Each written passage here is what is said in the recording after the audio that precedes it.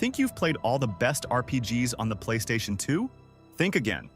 While everyone's busy talking about Final Fantasy and Kingdom Hearts, there's a whole world of underrated gems just waiting to blow your mind.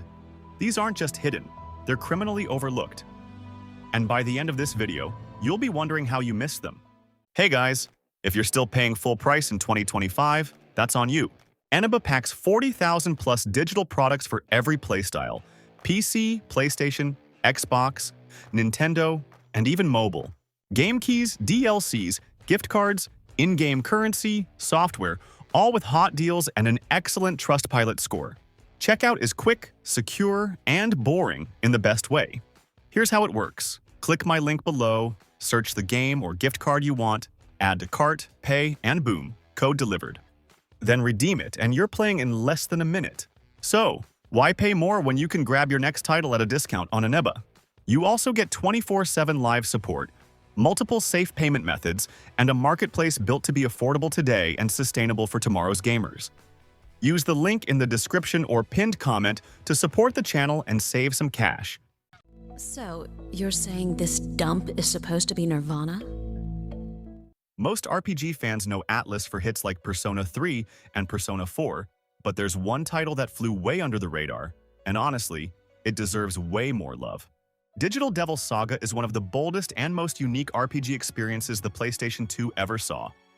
It takes place in a post-apocalyptic wasteland called the Junkyard, where survival comes with a terrifying twist. To grow stronger, your characters have to literally devour their enemies. Yeah, you heard that right. Cannibalism is a core mechanic, and it actually works brilliantly within the game's world and systems. What makes this game so different isn't just the dark story or the gritty setting, but how it blends turn-based combat with strategy and morality. Every battle feels like a puzzle, especially with the hunger system pushing you to think ahead and manage resources carefully. And the music is absolutely haunting. It pulls you deep into that bleak, brutal atmosphere and doesn't let go. Digital Devil Saga isn't just one game, though. It's a two-part story, and the sequel picks up right where the first leaves off. Together, they tell a deep, emotional, and sometimes disturbing tale about identity, fate, and what it means to be human, even when you're turning into a monster. Sadly, the game never got a proper remaster. The only way to play it now is through old physical copies or a digital version on the PlayStation 3.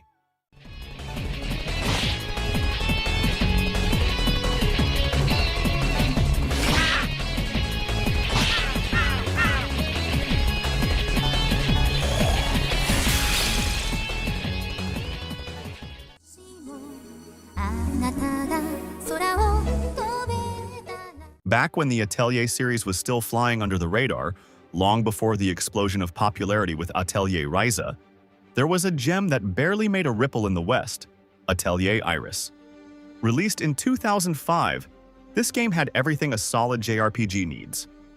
A vibrant 2D art style that still holds up, a battle system that felt fresh and snappy, and a charming world full of quirky characters and alchemy-based exploration. Instead of just tossing ingredients together and hoping for the best, you're encouraged to experiment, plan ahead, and actually understand how components interact. Each item feels handcrafted, not just something you spam to progress. This mechanic isn't just useful, it's fun, rewarding, and tied directly into both combat and story progression. Another cool detail is how character skills are tied to equipment and alchemy, rather than traditional leveling alone. You're constantly unlocking new abilities by crafting specific items or equipping certain gear, which makes exploring side content feel meaningful instead of like filler. But what makes the story stand out is how it balances lighthearted charm with a deeper lore that slowly unfolds as you explore the world. You're not constantly thrown into huge battles or world-ending disasters. Instead, the narrative builds through smaller personal moments that grow into something much bigger. You meet eccentric allies, uncover lost relics, and piece together a history of alchemy that's been buried for centuries. It didn't try to reinvent the genre, it just delivered a tight, well-crafted experience that oozed personality. While it might have been overshadowed by flashier titles at the time, Atelier Iris had a level of polish and heart that easily puts it on par with the best RPGs of its generation. It's the kind of game that quietly sticks with you, and honestly, it deserves a second look from anyone who missed it the first time around.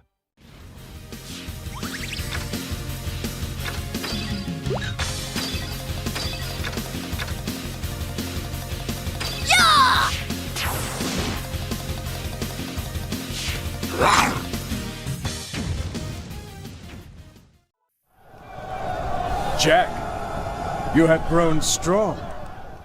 Radiata Stories is one of those games that came and went without much noise, but man, it deserved way more love. It drops you into a world where humans and non-humans live side by side, but that piece is hanging by a thread. But what makes this game stand out isn't just the story or the combat. It's the way the entire world feels alive.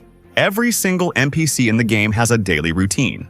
They wake up, go to work, eat, sleep, and yeah, you can follow them around and see their whole schedule unfold. You play as Jack, a loudmouth kid trying to make a name for himself in a city obsessed with knights and glory. At first, things seem pretty lighthearted. The dialogue's funny, the characters are full of personality, and the world is colorful in that classic PS2 era charm. But then the game hits you with a massive tonal shift. The story takes a darker turn, and you're forced to choose a side in a growing conflict between humans and the other races. That choice completely changes how the second half of the game plays out, including which characters you can recruit, what areas you visit, and how the story ends. Now let's talk about that recruitment system, because you can literally recruit over 170 different characters. They all have their own backstories, personalities, and abilities. Some are easy to find, but others take real effort, like helping them through side quests or catching them at a specific time of day. And once they join your party, you can bring them into battle, customize your team, and mess with tons of combinations. The combat is real-time and happens right there on the field. No separate battle screens or flashy transitions. Once you're locked onto an enemy, you can move freely, chain together combos, block, and even issue commands to your squad. Jack's moveset is customizable depending on the weapon type you're using. And as you level up, you unlock new abilities through a skill link system. It's not a super complex, but it has just enough depth to keep things interesting, especially when you start syncing up attacks with your team.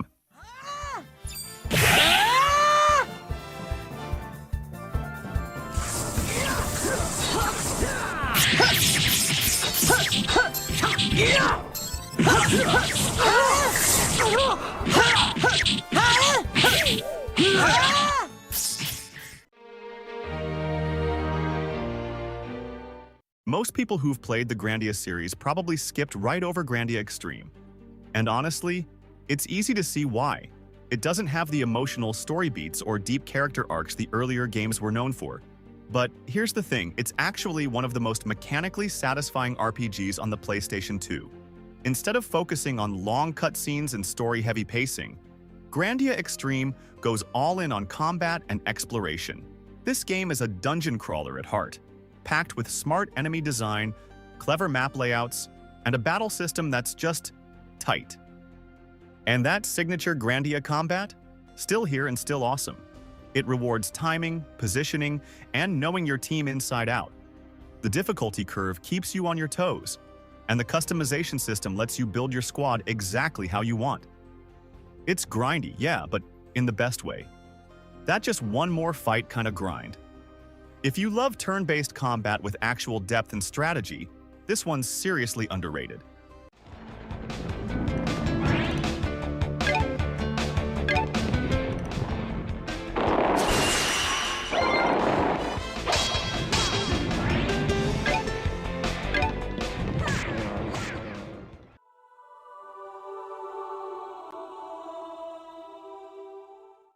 Imagine spending years with a beloved RPG series, getting used to its style, characters, and rhythm, only for the fifth entry to throw all of that out the window. That's exactly what happened with the Dragon Quarter. Instead of sticking to the formula, the game reinvented itself with a darker tone, limited save mechanics, and a brutally challenging progression system. At the time, fans were confused or flat out angry. But fast forward to today, and Dragon Quarter is finally getting the recognition it deserves. The combat system in Dragon Quarter is just as unconventional as everything else. It mixes turn-based strategy with free movement, letting you position your characters around the battlefield before launching attacks. This opens up room for tactics, like lining up enemies for combo chains or avoiding incoming damage altogether. But the real game changer is the Dragon Transformation. Tapping into that power gives you an overwhelming edge in battle, letting you wipe the floor with enemies in seconds. But it comes at a cost. Every time you use it, your D counter rises, pushing you closer to a permanent game over. One of the most unique and controversial systems in Dragon Quarter is the D ratio mechanic. It constantly tracks your progress and actions, pressuring you to make tough calls about when to push forward and when to restart the game entirely. This isn't just about reaching the end, it's about how efficiently and strategically you get there. Each new playthrough opens doors you couldn't access before, creating a loop that feels more like survival horror than traditional RPG grinding. The more you play, the more you uncover, and the game actively rewards that persistence by revealing its deeper layers. It's a bold design choice that scared off a lot of people back in the day, but for players willing to engage with it, it's pure brilliance.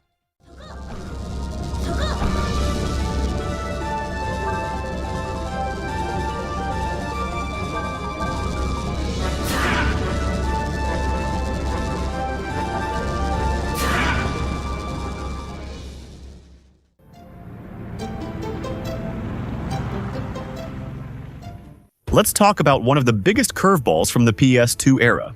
Shining Force Neo ditched its tactical roots and showed up as a full-blown action RPG, and yeah, that rubbed a lot of old-school fans the wrong way.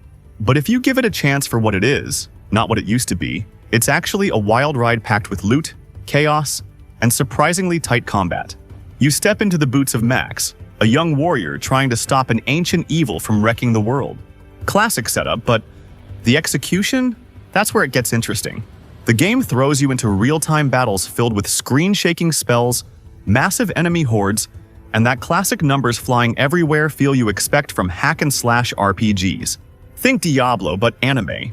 And instead of micromanaging units on a grid, you're upgrading weapons, equipping runes, and unlocking skills through a massive sphere grid-style system. There's real flexibility in how you build your character. You can focus on brute strength and slash your way through everything like a powerhouse. Or you can stay back and unleash massive area spells, turning the battlefield into a war zone with pure magic. And as you progress, you recruit a full party of AI-controlled allies, each with their own combat style, abilities, and special roles in battle. Some characters are tanks that draw enemy aggro, others specialize in healing or ranged damage, and their presence can make or break your survival during tougher encounters. What's even more impressive is that they level up with you and unlock new skills as the story moves forward, making them feel like real teammates, not just background support. But what really makes Shining Force Neo stand out is how much content it packs into its dungeon design. The levels are long, filled with secrets, mini-bosses, and enough loot to keep that dopamine hit coming. Enemy waves ramp up in intensity and it constantly feels like you're 5 seconds away from being completely overwhelmed, which keeps you locked in the entire time.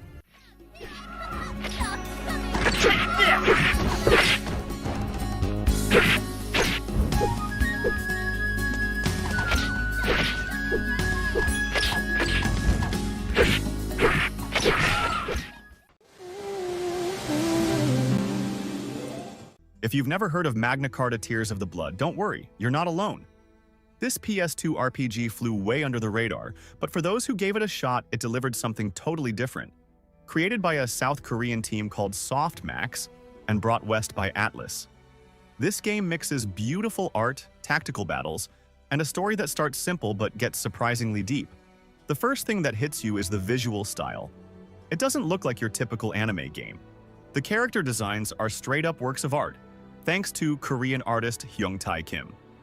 It feels like every scene is pulled from a graphic novel, but the real twist is in how it plays. Instead of your usual turn-based formula, the combat relies on a unique key system where you manage energy and time attacks perfectly. It demands strategy, not just button mashing. You play as Callance, a guy driven by revenge after losing everything. Sounds cliché, right? But as the story unfolds, it gets layered with politics, betrayal, and choices that actually matter. It's not just about payback. It's about uncovering a bigger truth in a world that's constantly shifting.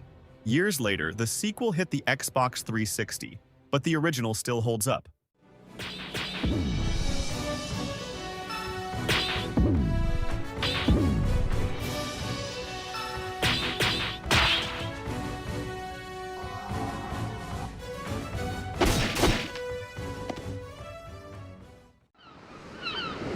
Are you okay?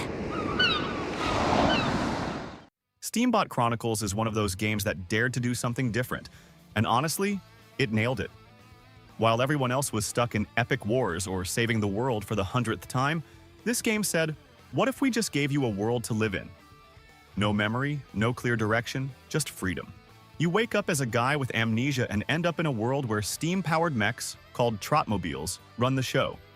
Sounds wild? It is, and that's the best part. You're not locked into one path. Want to be a hero? Go for it. A rebel? That's on the table. Or maybe you'd rather join a band and tour the country playing music. Yeah, you can do that too. It's less about grinding levels and more about living in a world that actually reacts to what you do. You can fight in arenas, trade with merchants, or just explore cities full of life and weird, interesting characters. The mech system is super customizable, letting you tweak your ride with new weapons, parts, and gear depending on how you want to play. But what really hits home is how personal it all feels. The writing is sharp, funny, and full of heart. This isn't some throwaway side project. It's a game that genuinely wants you to get lost in its world. And once you do, you'll wonder why more RPGs didn't take this kind of risk.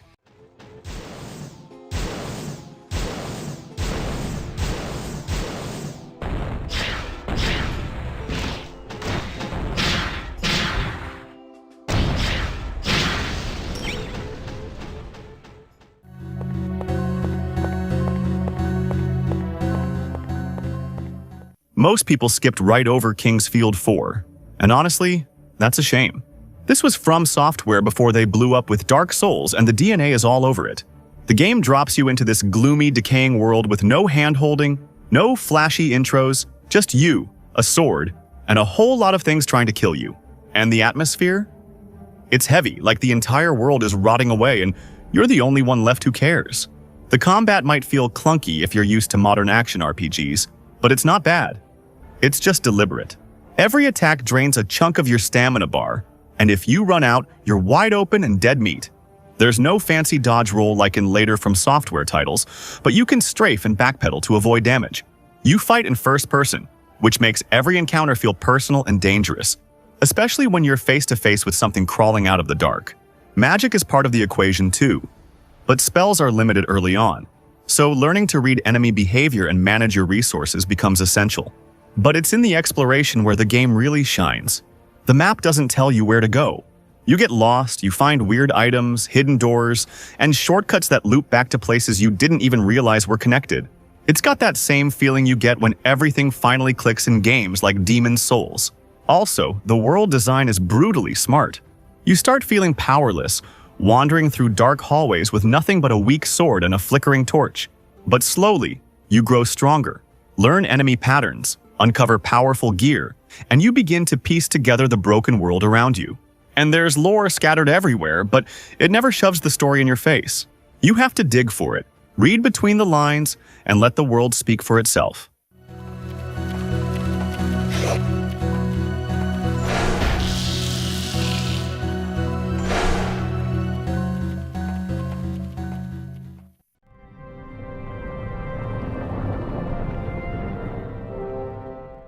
Out of all the RPGs in the Tales of series, Tales of Legendia might just be the weirdest, and that's exactly why it's so memorable.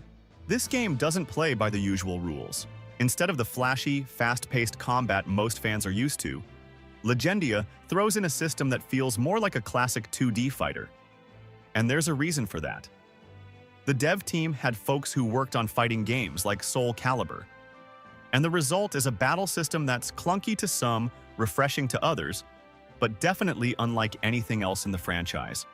Most people only talk about Tales of the Abyss when it comes to the PlayStation 2 era, but Legendia was trying just as hard to stand out.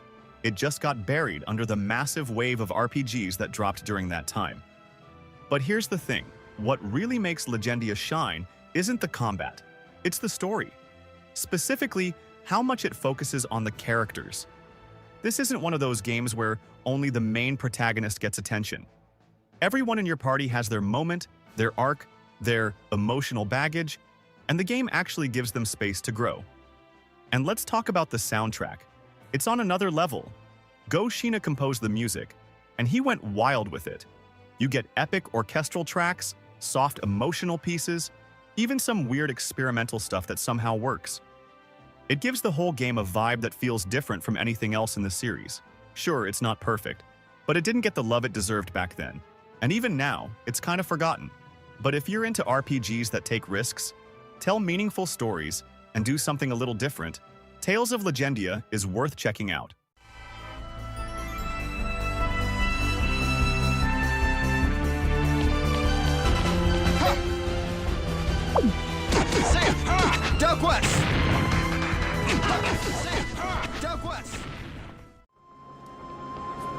Prince! There it is, Solfelina! When people talk about forgotten RPG series that deserve a second chance, Suikoden should be at the top of that list. Once a fan favorite for its massive casts and political storytelling, the series lost a lot of steam after Suikoden 3, which left the fan base divided. Things got worse with Suikoden 4, a game that struggled to deliver on expectations and made many think the franchise was done for. But then came Suikoden 5, a game that started off slow, maybe too slow for some, but ended up being one of the most rewarding experiences on the PS2. Once the early hours are behind you, it unfolds into a rich, emotionally driven story with some of the best character development in the genre. It's a game about loyalty, betrayal, war, and legacy, told through complex relationships and a kingdom on the brink of collapse. It builds momentum like a great novel, and by the time it hits its stride, you're fully invested. What makes Suikoden 5 so impressive is how it manages to feel both familiar and bold at the same time. It brings back the 108th Stars of Destiny, the political intrigue, and the army building that made the earlier games so beloved. The tactical battles, large-scale conflicts, and base-building elements all return in full force, but with more polish and purpose. At the same time, the game introduces a more cinematic approach to storytelling, better pacing after the opening chapters, and a deeper focus on individual character arcs. It doesn't just copy the old formula, it refines it, expands it, and makes it hit even harder.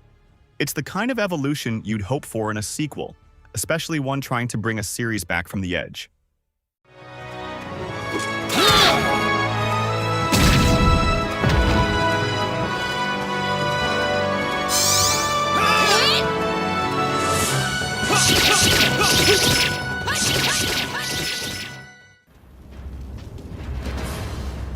The year was 596. Let's talk about one of the weirdest RPGs to ever drop on the PS2. Summoner was clunky, messy, and honestly, kinda genius. It came out during the early 2000s, right when developers were still figuring out how to bring RPGs into the 3D era. And while a lot of games from that time stuck to safe formulas, Summoner tried to do something different. It threw you into a dark, politically charged world full of betrayal, ancient magic, and gods who absolutely did not care about you. You play as Joseph, a farmer marked from birth with a cursed power. Every time he tries to use his summoning magic, someone ends up dead. Kingdoms are at war, secret cults are pulling strings from the shadows, and you're stuck in the middle trying to figure out if your power is a blessing or a curse. Instead of random encounters or basic menu-based fights, Summoner had this semi-real-time system where you could string together combo attacks by hitting the right buttons in sequence. It felt experimental and yeah, kinda janky, but it had a rhythm to it. The real fun though was unlocking new summons. Massive creatures with insane powers that completely changed how battles played out. They were tied to your character's identity, and each one came with lore that expanded the world around you. The environments were huge for the time, with sprawling cities, creepy ruins, and forests that felt like you could actually get lost in them. Summoner didn't always hit the mark, but it tried things most games were too scared to attempt.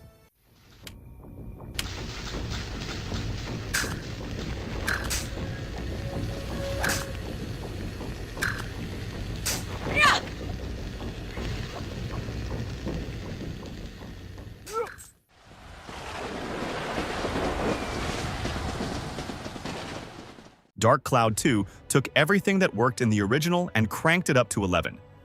Developed by Level 5, the game blends real-time combat, weapon crafting, dungeon crawling, and even town building into one ridiculously addictive package.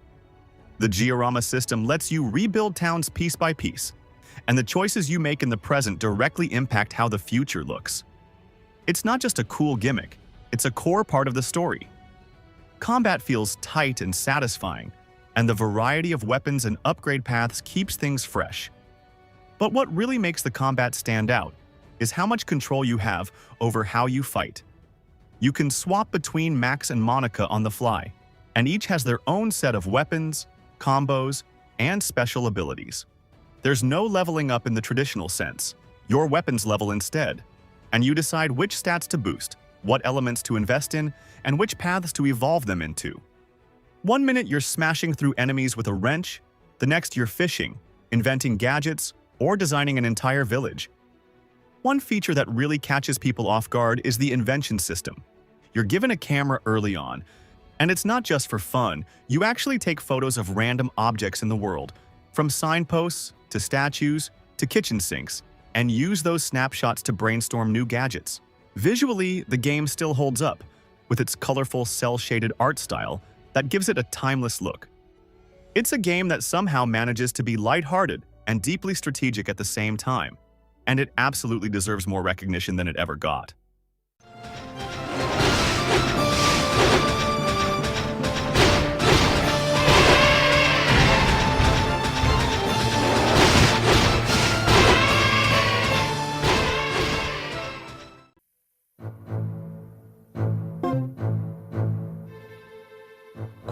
Most RPG fans never got the chance to try Growlancer 2, and honestly, that's a shame. It's one of those games that completely breaks away from the usual turn-based formula. Instead of your typical back-and-forth combat, battles happen in real time on a grid, and you need to constantly move your characters, interrupt enemy actions, and think several steps ahead. The story centers around Wine, a young officer caught in a power struggle between nations on the brink of war. What starts as a tale about duty quickly becomes something deeper, with moral choices that actually change the direction of the plot. Who you trust, who you fight, and how you handle key moments can lead to drastically different outcomes. It's not just about good or bad endings either. The game has multiple branching paths, different party members depending on your choices, and even romance options that shift the dynamics between characters. What really makes the battles stand out is how they blend the precision of tactical RPGs with the urgency of real-time decision-making. Once the fight begins, there's no traditional turn order. You're constantly watching character gauges fill up, timing your commands, and repositioning units on the fly. Movement, spellcasting, and even basic attacks take time to execute.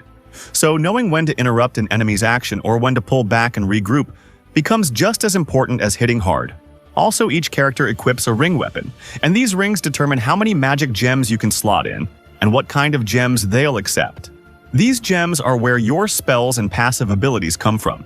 You'll find different types throughout the game, tied to elements like fire, wind, or light, and each one grants specific skills, from healing spells to elemental attacks to status boosts.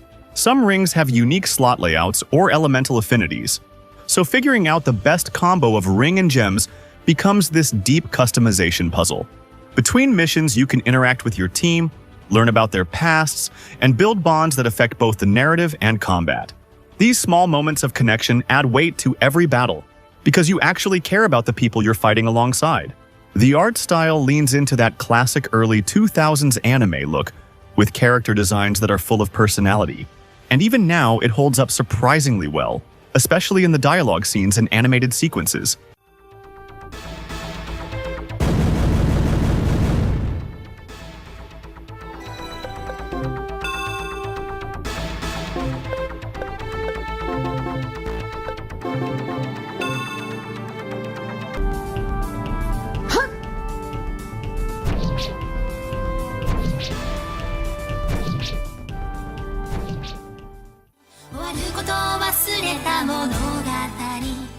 Most RPGs back in the day followed a simple formula.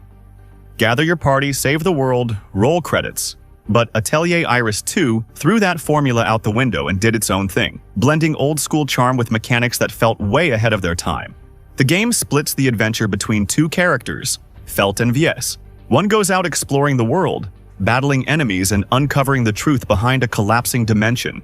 The other stays behind, crafting weapons, items, and everything else the party needs to survive. This dual protagonist created a real sense of partnership, The combat is turn-based and uses a timeline system where turn order isn't fixed. You can actually manipulate it by using certain abilities to delay enemy actions or push them back on the gauge. Each character has their own set of skills, and managing your skill points becomes just as important as landing hits. You've also got break attacks that can stun enemies and open them up for follow-up combos, which becomes super useful against tougher bosses. And since item usage is tied to alchemy, not every character can just throw a potion or bomb whenever they want. You gotta think ahead and make sure your items are ready and equipped beforehand. And the crafting system? It wasn't just something you used occasionally. It was the beating heart of the game.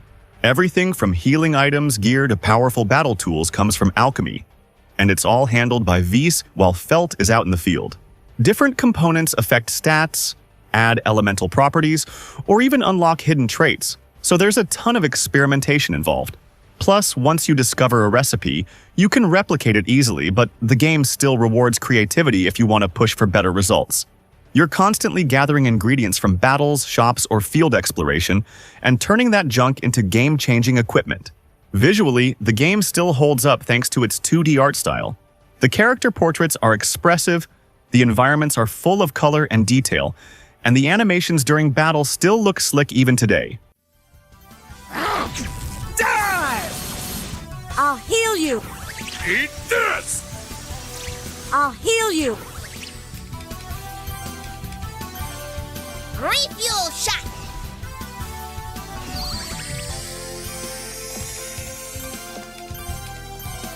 Eat this! Welcome, warrior of Gondor. Your road here. The PlayStation 2 had some seriously underrated RPGs, and one that often slips under the radar is Lord of the Rings: The Third Age. This game does something really bold. It doesn't just rehash the movies or books. Instead, it throws you into the same world, during the same war, but through the eyes of completely new characters.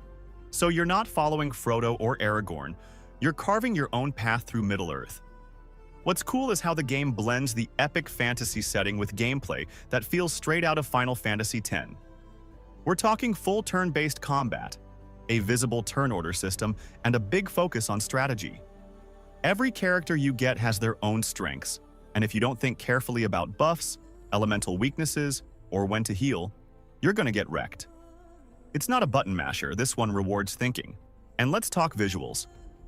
For a PlayStation 2 game, this thing looked amazing.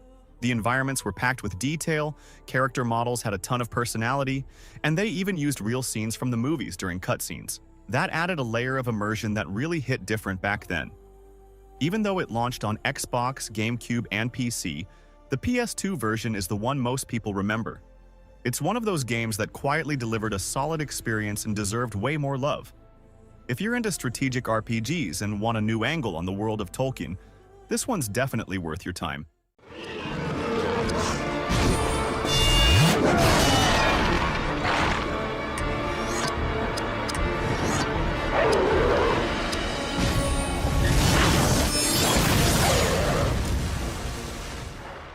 You're late. We took a little side trip. Shadow Hearts Covenant is one of those rare RPGs that refuses to play by the rules.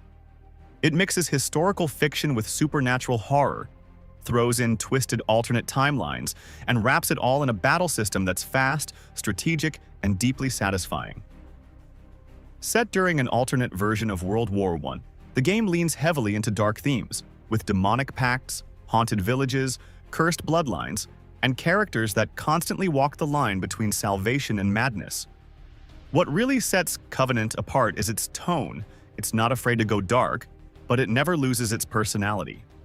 One minute you're dealing with heartbreaking backstories, and the next you're thrown into a completely bizarre, almost comedic scenario, and somehow it all works. One of the coolest aspects of Shadow Hearts Covenant is how it handles character growth.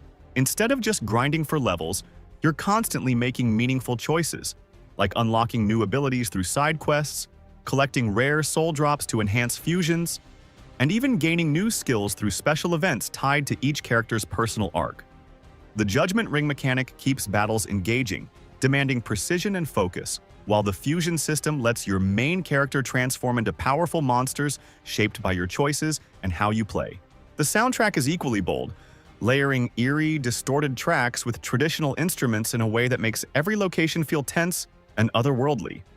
Shadow Heart's Covenant isn't just the best entry in the trilogy, it's one of the most daring RPGs on the PS2. If you're into stories that take risks, characters with real depth, and a game world that feels genuinely haunted, this one is a must.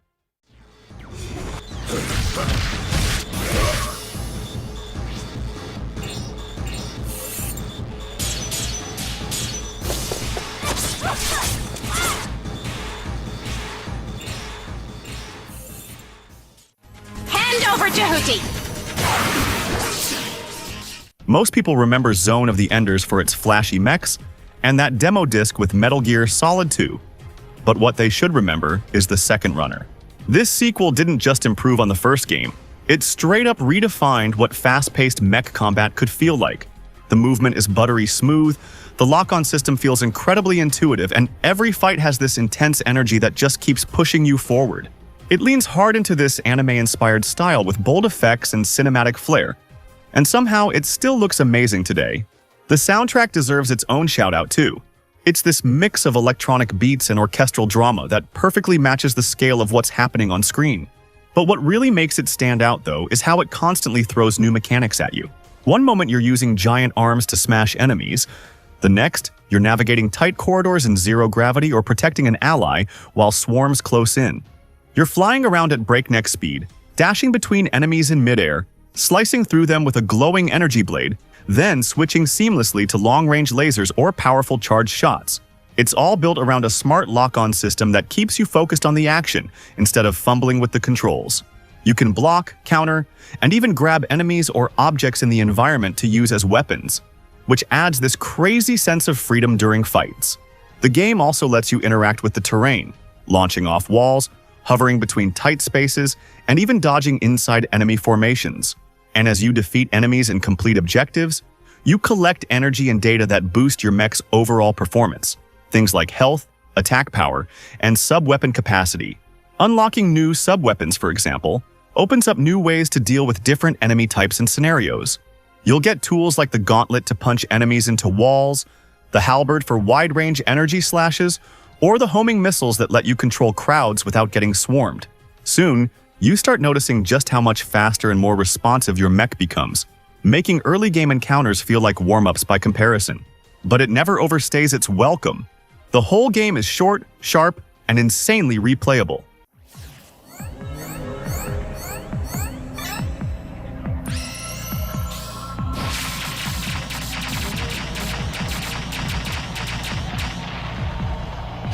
Dingo, help me!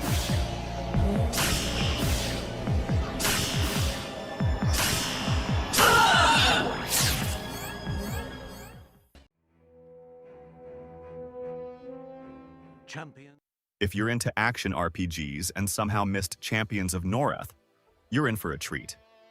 This game flew under the radar for a lot of people, but it delivered one of the most fun dungeon-crawling experiences on the PS2. Set in the EverQuest universe, it brought all the fantasy vibes without the need to dive into the MMO world. You didn't need an internet connection to enjoy it. Though it had co-op features, most folks played it solo, and honestly, it was still a blast. What made it shine was how it nailed that sweet spot between simple and deep. You could pick it up and start swinging swords in minutes, but the more you played, the more layers you'd uncover. There were different classes, each with their own flavor, tons of loot to chase, and the kind of satisfying combat that just felt good. That's because it used the same engine as Dark Alliance, so every hit had weight, and every dungeon felt like a real adventure. This wasn't just button mashing for the sake of it. You had to think, plan your build, work with your team if you had one, and constantly upgrade your gear. Champions of Noreth had that addictive loop that kept you coming back, always wondering what better weapon or armor you'd find next.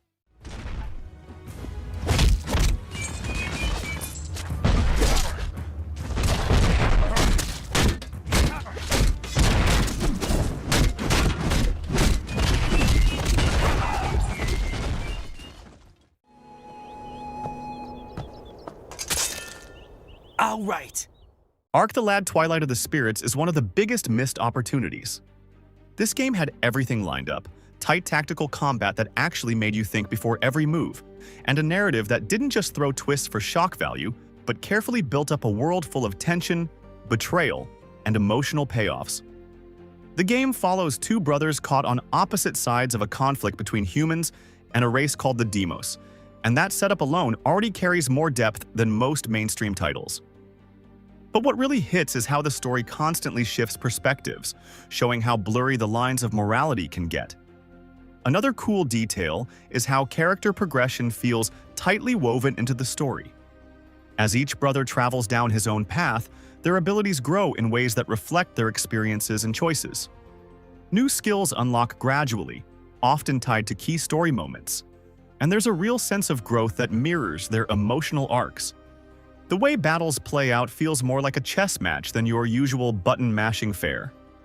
You move each character around a grid-based map, paying close attention to positioning, attack range, and turn order. What makes it so satisfying is how every unit has a unique set of skills and elemental affinities, so there's always a sense of strategy behind your choices. Whether you're setting up combos, using terrain to your advantage, or figuring out which enemy to prioritize, there's a constant push to stay sharp. And as the story gets heavier, the fights do too, forcing you to evolve your tactics along the way. On top of that, the art style has aged surprisingly well, and the soundtrack brings some seriously dramatic weight to the scenes. It's the kind of RPG that doesn't just try to entertain, it actually makes you care.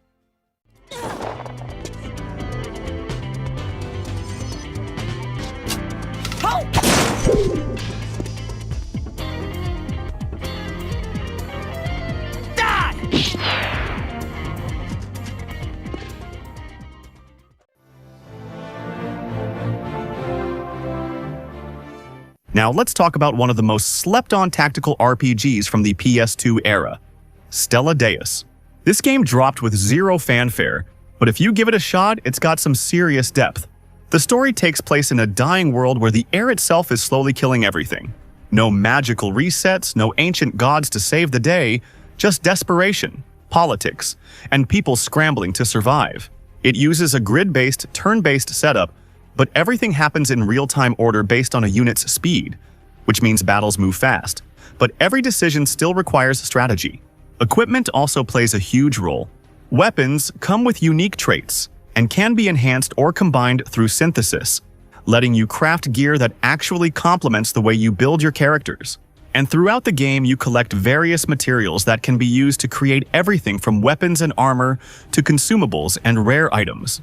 But you don't just buy blueprints or find them in chests. You actually talk to NPCs, complete side quests, and experiment with different combinations to unlock new synthesis options.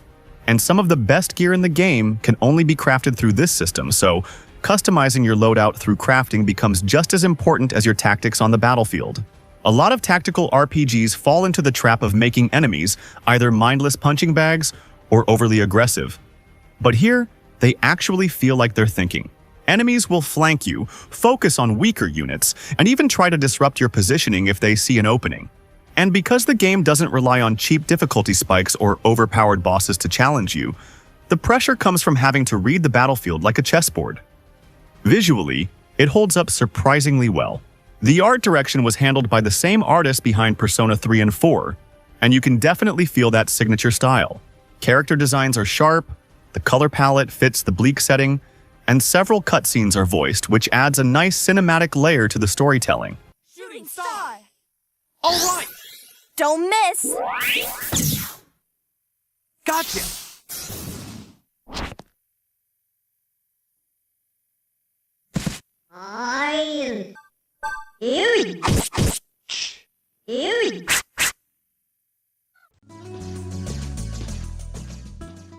If you're a Full Metal Alchemist fan and never played Curse of the Crimson Elixir, you're seriously missing out. This action RPG on the PlayStation 2 dives straight into a brand new story with Edward and Alphonse, and somehow nails the vibe of the anime without just rehashing the same plot. It's not just another lazy adaptation, they actually put effort into making it feel like a real part of the universe. The combat hits that sweet spot between quick action and smart strategy. You've got real-time fights mixed with alchemy-based powers, so you're not just button mashing, you're actually thinking during battles. It's not super complex, but it keeps you on your toes, and that's what makes it fun. The story is original, but it still brings in fan-favorite characters and familiar themes like sacrifice, redemption, and chasing the truth, everything that makes Full Metal Alchemist special. And yeah, the visuals are dated by today's standards, and some of the fights can feel a little samey, but the heart of the game is solid. It's crazy how overlooked this one is. Out of the Full Metal Alchemist games on the PS2, this one easily stands out as the most complete experience.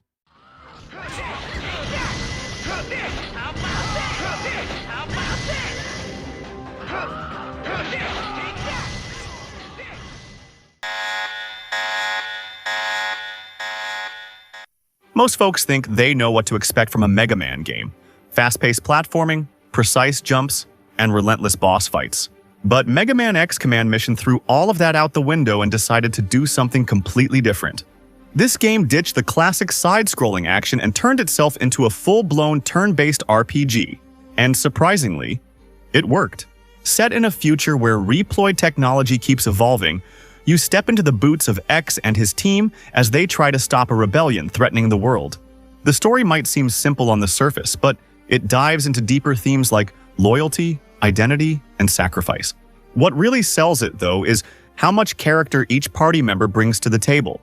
From Zero's brooding presence to newcomers like Cinnamon and Spider, everyone has a unique role both in combat and in the story. The combat system is where things really shine. It blends traditional turn-based mechanics with action elements.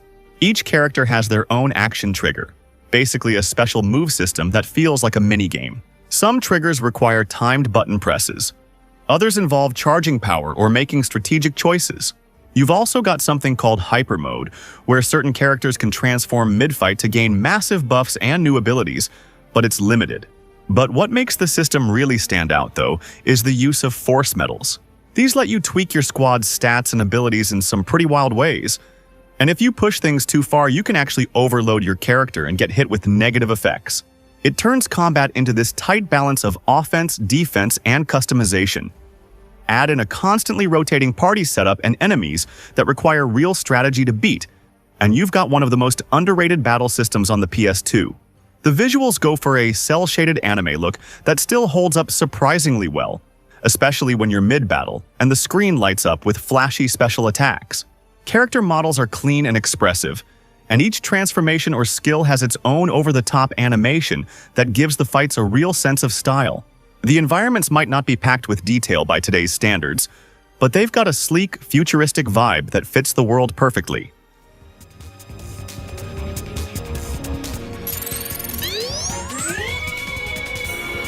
Go down!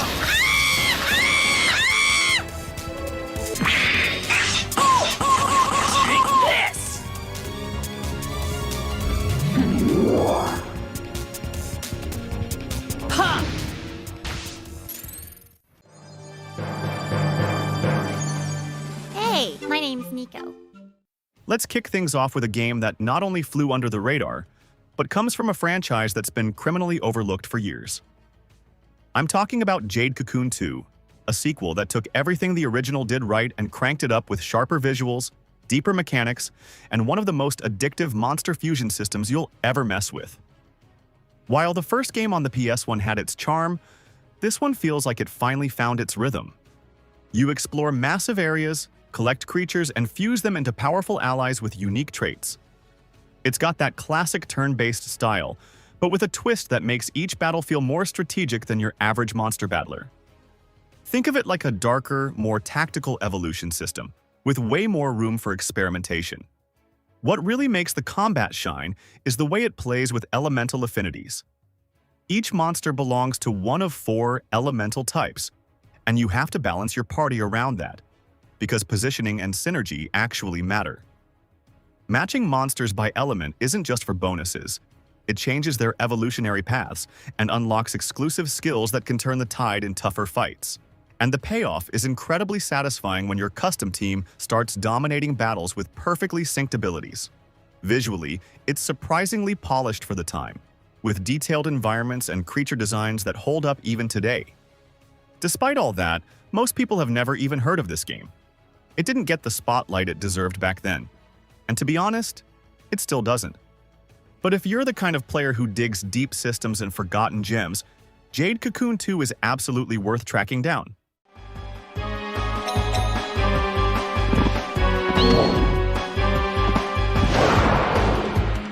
Hey, that doesn't work!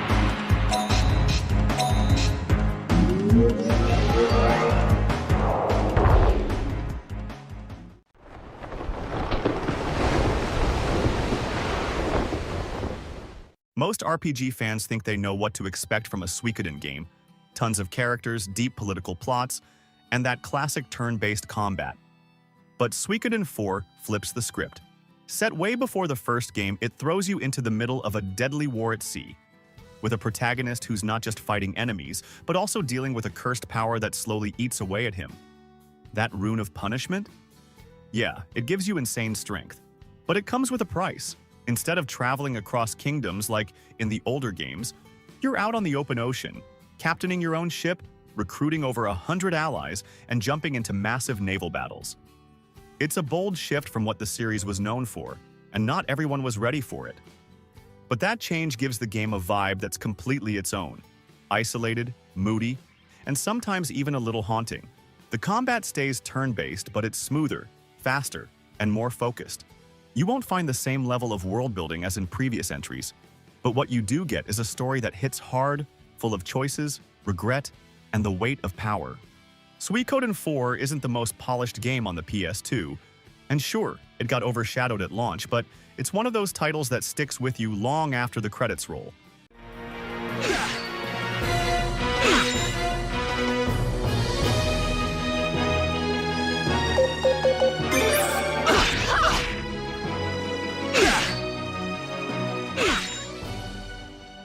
So, now I gotta ask, how many of these RPGs did you actually know about?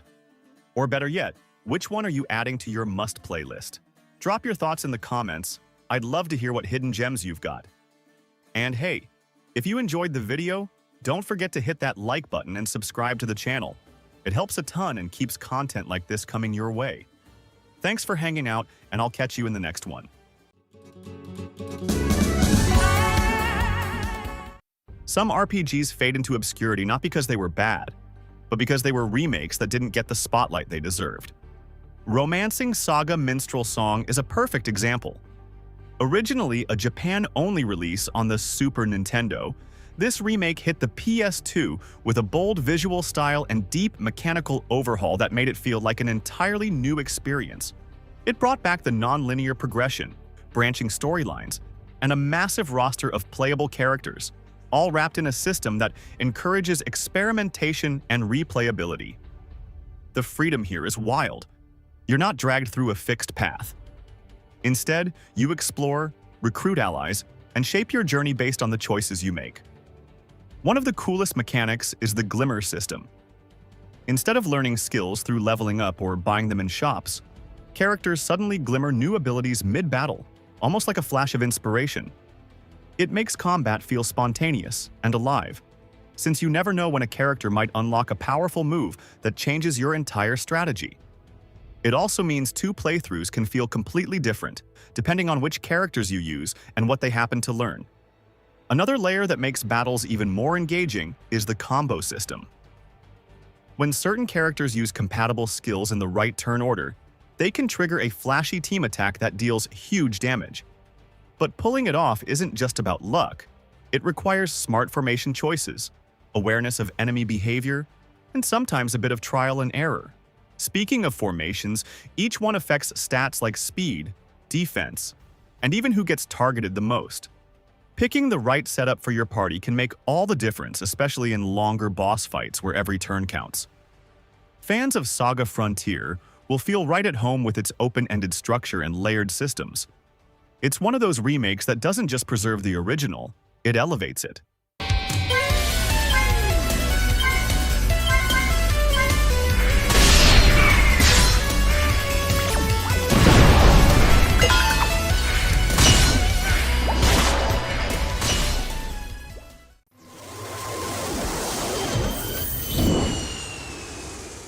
One of the weirdest and most unique RPGs to ever hit the PS2 was Artoni Liko. It's the kind of game that throws out the usual fantasy cliches and builds an entire world inside a massive tower floating above a sea of plasma. You're not just running around castles or forests here.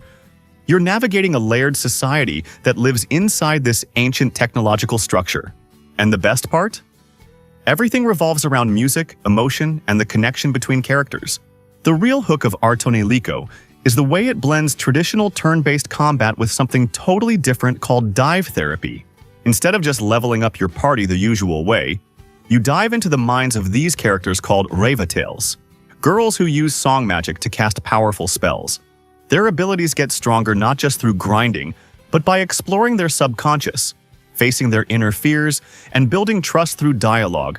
Every choice you make inside their mind can change their personality, unlock new powers, or open different story routes. Combat itself looks simple at first, but there's a rhythm to it. You've got your front line doing the damage and protecting the Ravatel in the back, while she charges up her song. The longer she sings without interruption, the more devastating her attack becomes. So, battles become a constant game of risk and reward, protecting her long enough to drop a massive spell while juggling enemies who are trying to shut her down. And while the art style leans heavily into anime territory, it's packed with charm, detailed character designs, and a soundtrack that absolutely carries the atmosphere. This game might not be for everyone. It's weird, unapologetically niche, and at times completely off the rails. But for those who give it a shot, it offers a one-of-a-kind experience that sticks with you long after the credits roll. I can sense your thoughts.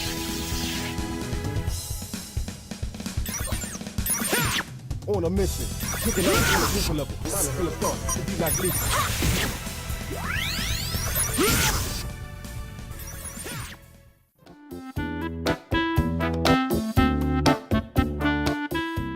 One of the most overlooked RPGs on the PlayStation 2 has to be Manakimia 2. This game threw a massive cast of quirky, memorable characters into a school setting where alchemy wasn't just a gimmick, it was the heart of everything. Crafting items, weapons, gear, even progressing through the story, all revolved around this deep and rewarding system. But what really makes the whole thing click is the way the game is structured around a school calendar. You're not just grinding for levels, you're completing assignments, attending classes, and taking on side jobs to earn grades and unlock new content. There's a real sense of progression that comes from mastering recipes and passing evaluations. Outside of combat and crafting, the game also nails character development in a really charming way. Each student has their own storyline, and you can unlock special events by spending time with them between classes. These bonding moments reveal hidden layers of each character and often unlock new abilities or perks in battle. Manakimia 2 is part of the Atelier series, which only found real mainstream love years later with Atelier Ryza. But back then, it came and went with barely a whisper, even though it had all the right pieces. The combat system stood out by mixing turn-based tactics with a rhythm and flow that made each battle feel like a carefully planned performance. You could juggle enemies, swap teammates mid-turn, and chain abilities in creative ways that gave every fight a satisfying punch. It's wild that no other RPGs really tried to copy this formula, because honestly, it still holds up today. Just do it now. I got